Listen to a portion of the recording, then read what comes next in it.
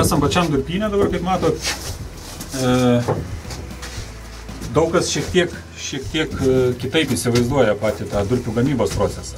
Daug kas galvoja, ekskavatorius, priekaba, kasa, veža ir viskas tam baigta. Tai kad pakeisti tą nuomonę šiek tiek plačiau papasakosiu, kaip tas visas vyksta.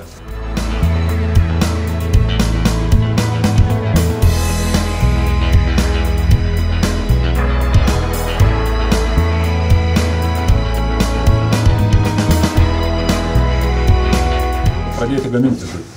Reiškia, reikia atvažiuoti, jeigu ten yra augmenijos, tą augmeniją pašalinti, tada drenažo tinklas. Pirmas dalykas – įvažiuoti labai sudėtingai, yra liūnas pelkė. Tai darosi drenažas, pirminis drenažas, nusisausina, po to jau lengviau įvažiuoja. Padarius drenažą, jau laukai, kai nusausėja, kai eina pradėti dirbti, tada kelmų rovimas, visos medienos pašalinimas, nes medienos pačiam galutiniam produktą, substratė, jos negali būti.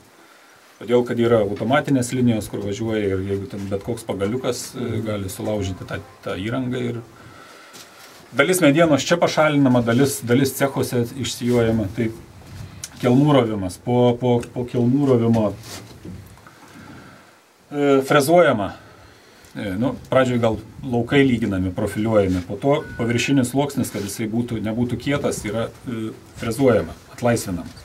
Tuomet važiuoja vartyklės, džiovinimo procesas. Ir 1, 2, 3 kartus pravažiuoja paprasčiausiai tą purų sluoksnį, jį perverčia, kad jis išdžiūtų.